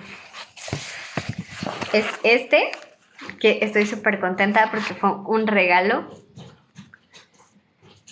Y pues pensé en comenzar a leerlo, pero obviamente no podía dejar de leerlo sin ustedes, que sé que también les interesa cañón todos estos temas. Y yo sé que no es por morbo, yo sé que no es por enaltecer a figuras, sino por entender también qué es lo que pasa. O sea, creo que muchos vemos noticias todos los días desde hace muchísimos años y nos preguntamos un chorro de cosas y pues al final no obtenemos las respuestas que nos hacían, por así decirlo. Entonces, creo que esta labor de Anabel, esta labor de Francisco Cruz, de Alejandro Almazán y de tantos otros autores que se han jugado pues la vida para hablar, para decir la verdad con justicia, pues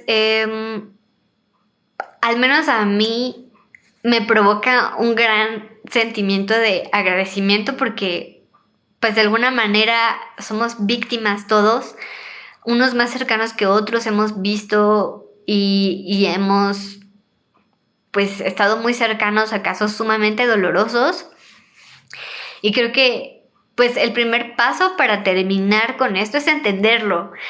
Y pues sí, hay mucha gente que se queja precisamente de estas series, que es como una cultura, pero creo que precisamente es a lo que va, por ejemplo, una de estas partes de estos libros.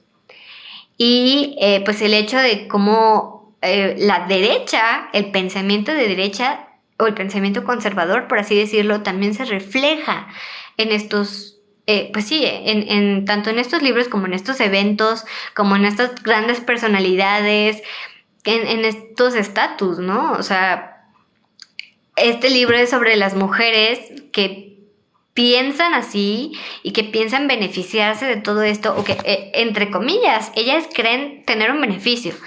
Vemos ahora también súper sonada la historia de Inés Gómez Montt desde septiembre, que está prófuga y que pues muchísimos años nos presumió a diestra y siniestra su vida perfecta en Instagram y que ahora ya sabemos de dónde viene esa vida perfecta, ya sabemos cuántos millones gastó en cada cosa y que pues no era algo digno de presumir porque no era dinero exactamente lícito y no era dinero que era para ella, o sea, precisamente fue un desvío de los penales, precisamente fue un desvío que venía desde Segov, desde la Secretaría de Gobernación en México y que también ha sido completamente una sombra que sabemos que existe Segov, pero realmente no entendemos cómo funciona, qué debe hacer y menos cuestionar a Segov, ¿no? O sea, eso no pasaba.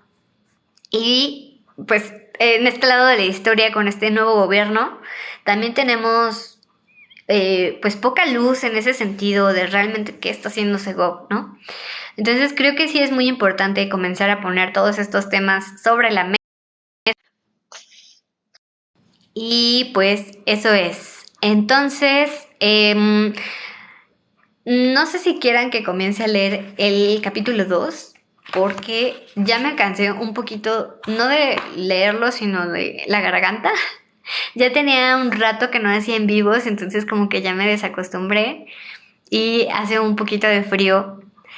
Pero pues voy a subir este live en mi canal de YouTube para los que no pudieron verlo desde el principio y quieran pues conocer el capítulo 1, lo puedan ver ahí completo. Y pues ya saben que tengo la lista de reproducción de Anabel Hernández. Es que a mí me encanta Anabel, de verdad. Yo sé que mucha gente la odia y la detesta, pero es que el conocer su trabajo, el conocer su historia, el conocer a ella, lo que a ella la motiva a escribir, lo que a ella verdaderamente la motiva, es lo que pues a mí me atrapa más de su trabajo y cómo va relacionando las cosas, cosa que realmente pocos hacen. Gracias, Cris. Entonces, pues creo que es esa situación de que hasta donde yo sé, no ha habido alguien que realmente trabaje sobre el trabajo que ya había hecho Anabel y que es muy digno, a mí me lo parece. O sea, más allá de que haya gente que se atreva a decir que Anabel es parte de la DEA o parte de la CIA y que solamente le permiten decir ciertas cosas para asustar a Galilea Montijo y que hiciera su berrinche y llorara y que pues próximamente estará prófuga, pues no lo sé. Entonces no podría meter las manos al fuego, pero si hay alguien a quien defiendo como a nadie, esa es Anabel Hernández, y creo que todo el mundo que me conoce lo sabe, porque pues realmente en el caso, los casos donde estoy, he visto un chorro de cosas y se los he contado a los que me conocen en otros lives, así como Clau.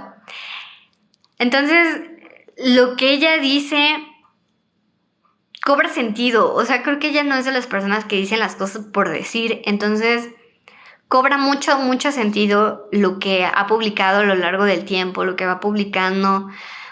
Y pues no es como tan disparo una cosa de la otra. Incluso sé que tiene colegas periodistas que no la aman, o sea, me queda muy claro. Pero, por ejemplo, me comentaba Alejandro Almazán que a ella no la quieren tampoco en el gremio porque ella ha sabido ser exitosa y no depender de publicidad oficial, no realmente vivir de sus audiencias, vivir de su público y vivir de su trabajo. Y es algo que no todos los periodistas tienen el placer, el honor, la dignidad, la oportunidad de hacer, porque trabajan en medios públicos, en medios privados, en medios corporativos, en medios independientes, que quizás también ya no son tan independientes. Entonces, pues al menos no hay evidencias de que ella haya recibido algún contrato de publicidad oficial o que realmente tenga ahí un financiamiento de la DEA o de la CIA. Pues sí sería curioso saber por qué tiene acceso a estos documentos, pero, por ejemplo, pues quienes me conocen también saben que colaboro con Julio Serroa, y Julio pues también se ha dedicado muchísimo desde hace bastantes años a publicar contratos del registro público de la propiedad en Estados Unidos para saber sobre todo quién tiene propiedades en Miami y ese tipo de cosas. Entonces me parece que Julio tiene su fuente. Julio es una persona muy hermética que tampoco es que nos cuente lo que va a publicar o de dónde lo obtiene. Él es muy serio, muy huraño y pues yo lo aprecio muchísimo, pero es verdad que no nos cuenta a quienes estamos pues entre comillas más cerca de él, porque él vive en Canadá, nosotros estamos en México y pues no sabemos realmente quién es su fuente, pero sabemos que podría ser obvio que tiene una fuente o que es un expertazo para investigar este tipo de cosas. Entonces, pues cada quien creo que va teniendo como sus mañas para lograr entrevistas o sus propios intereses. O sea, por ejemplo, yo tengo colegas, por así decirlo, que jamás en la vida han entrevistado a otro periodista, que prefieren entrevistar a funcionarios públicos, a políticos, y pues yo preferí comenzar como al revés, entrevistar a otros periodistas, entrevistar a víctimas de casos, por ejemplo, que es lo que pueden encontrar en mi canal de YouTube. Están algo largas, porque la verdad es que sí me extiendo bastante, pero creo que valen la pena. Y lo que puedo hacer Jesús Esquivel, Jesús Lemus también es increíble. Había pactado también una entrevista con Jesús Lemus, pero después ya no se pudo y no le insistí. Entonces también ahí está pendiente. Jesús Lemus también estuvo en Puente Grande. Esquivel, la verdad es que a mí particularmente por un tema precisamente de algo que entre comillas tendría que apoyar, vi como el otro lado de la historia y pues realmente no me agrada como tanto eso, porque es verdad que no lo hace por el caso, por las víctimas, sino por fastidiar a otra persona. Y entonces, no por convicción. Entonces, a mí eso es como lo que me hace un poco de ruido con ciertas personas. Y pues esa es la cosa. Entonces voy a intentar subirles un chorro de cosas estos días para aprovechar también que estoy llegando a un chorro de gente. Tenía un ratito que no subía, me desconecté yo también porque a veces ya es demasiada información, demasiado drama, demasiado todo y necesitaba como respirar un poco. y pues de repente me quedé así como que tampoco sin temas, había un chorro de temas y me desconecté cañón, pero creo que esto es perfectísimo para volver con todo y de verdad volver con todo. Hay de verdad un montón de cosas que todavía les quiero subir, que no les he subido. Pues sí, o sea, como les digo, el trabajo de Anabel siempre me va a gustar muchísimo resaltarlo porque es la punta del iceberg sobre lo que ella ha escrito. Hay muchas otras citas o muchos otros párrafos que son súper interesantes y que han quedado, pues no en el olvido, pero ahí como guardados y que cuando algo sucede, pues no sé si no la han buscado o cómo está la cosa, pero ella sabría cómo conectar las cosas para entender qué está pasando. Entonces, pues el trabajo de Anabel siempre es algo que van a ver, entonces por eso hice la lista de reproducción. Pues la otra lista pues es sobre el caso de Laura Zapata, que también a muchos les interesó cañón. Y todavía no es un tema concluido, todavía es un trabajo que sigue en investigación, sobre todo por el caso Marty, que también, pues, inminentemente hay un vínculo por las supuestas personas que participaron en este crimen, porque es fabricación de culpables. Y pues se ha hablado mucho de que si las víctimas sabían o no sabían, de que si fue un autoatentado o no. Pero más allá de eso, creo que sí las han engañado. Es oficial, entonces creo que ese realmente sería como el punto. Híjole, Anabel ha salido en Sin Censura, pero últimamente ya no. Justo al principio de el live les estaba comentando que pues ella era como el lado que entre comillas pues apoyaba al presidente cuando entró, pero después empezó a notar cosas y todos estábamos a la expectativa de que notaran cosas, pues como forma de alerta, ¿no? O sea, para muchos sí fue una victoria el que los mismos de siempre no continuaran, pero pues también estábamos como en la expectativa realmente de ver cómo se iba desarrollando este nuevo gobierno.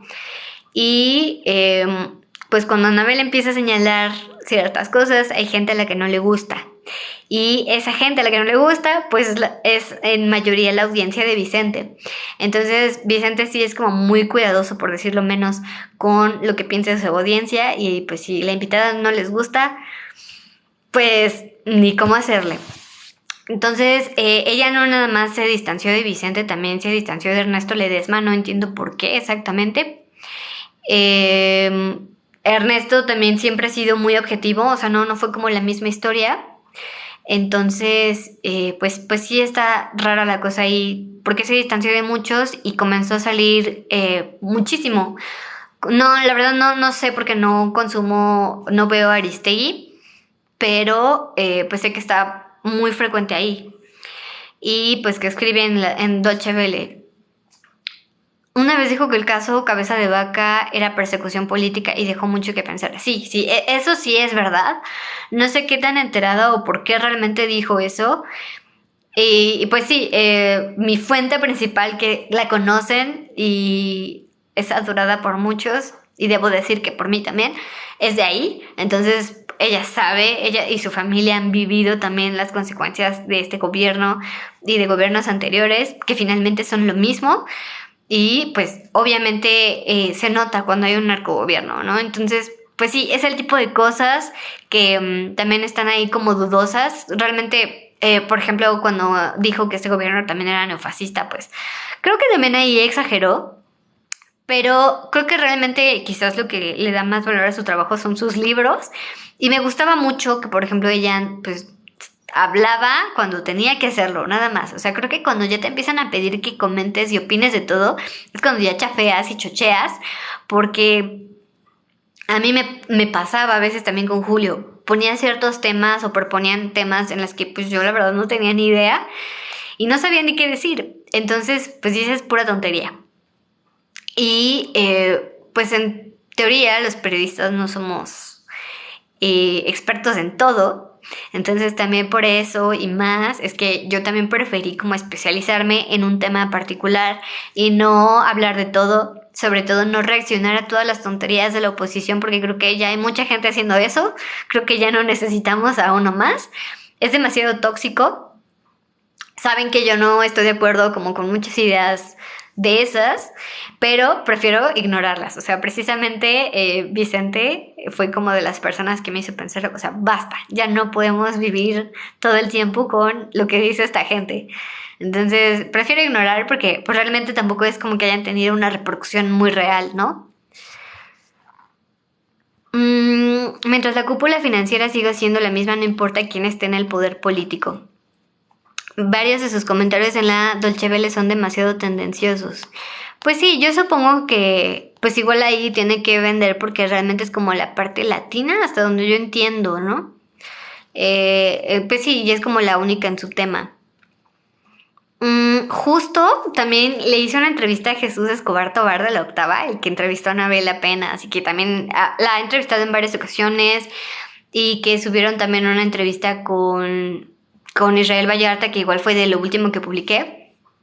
Y está súper interesante, la tengo que editar y se las voy a compartir también, pero está súper padre. O sea, Jesús sabe un montón y por eso es que lo quise entrevistar a él, porque también obtienes muchísimo conocimiento de las entrevistas. A mí me encanta entrevistar porque de verdad obtienes mucho conocimiento y cada entrevista es súper diferente.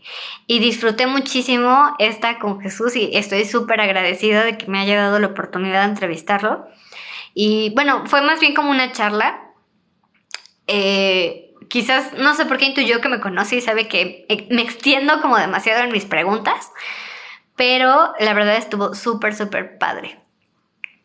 Sí, es que justamente era como lo que pensaba así momentos antes de leer el libro, porque hay como muchos videos donde incluso ya se puede hablar, por ejemplo, de temas como el Pizzagate o situaciones así, ¿no? De la élite, pues, lejos de estas mujeres de la farándula, pues las de Estados Unidos, ¿no? O sea, hay un canal incluso también que habla del MK Ultra y de Ariana Grande, Lady Gaga, Madonna, etcétera, ¿no? Y puede ser, o sea, no lo descartaría, pero quizás está como en la línea entre descubrir precisamente eso, porque digo, o sea, de verdad, como les decía, esto era un secreto a voces, ¿no? Solo que no había una persona tan valiente para sacarlo y decir, pues sí, sí pasó. Lo mismo que ya habíamos platicado justo, no recuerdo si también en un live, cuando hablábamos de lo de Laura Zapata, que también se extendió, ese creo que lo pueden, ese sí está en mi canal de YouTube. Y hubo un punto donde, sí, pues creo que justo cuando hablamos del caso Verumen, ese sí lo subí a mi canal y hablamos justamente de este tema extraño y pues sucio, por decirlo así, con Televisa. Entonces creo que también Televisa es un tema. No he leído como tal el libro de San Juana. San Juana también es un tema. Entonces, ay, no sé qué decirles yo de San Juana. No la conozco. Me metieron a un grupo donde hay 6 personas y ella en Twitter. No sé si me ubique. No me gustaría que me relacionaran como con la gente que ella manda a tuitear y cosas así, porque no es el caso. Entonces, por eso se los comento desde ahorita por si salgo embarrada ahí en un escándalo que ni el caso. Porque de repente también empecé a ver que en Twitter estaba todo muy caliente, no sé, muy raro. Todos estaban dando contra todos y una situación muy ríspida. También por eso fue que me quise como distanciar un poco. Pero volviendo al tema de Televisa, creo que lo tocamos en ese caso del Clan Berumen. Está muy bueno, entonces si pueden ir a mi canal y buscar ese video, según yo sí tengo el live ahí y está bueno. Entonces chéquenlo. Y pues sí, yo creo que por el momento, no les prometo leer el segundo capítulo mañana, porque me pasa que comienzo a leer con ustedes el primer capítulo de algún libro y ya no continúo. Entonces, no les prometo nada, pero si encuentro algo así, pues obviamente se los estaré compartiendo, que obviamente no esté en las entrevistas que ya había dado. Y pues creo que por hoy sería todo. Muchísimas gracias por verme. Sigan viendo los videos, denle like, compartan. Y no olviden suscribirse igual a mi canal de YouTube. Y pues igual, si me pueden ayudar a crecer ahí, estaría increíble. Entonces, pues sí, a dormir, Alex. ¿Cómo estás? Un mega abrazo. Y muchas, muchas, muchas gracias a ustedes. Bye, bye.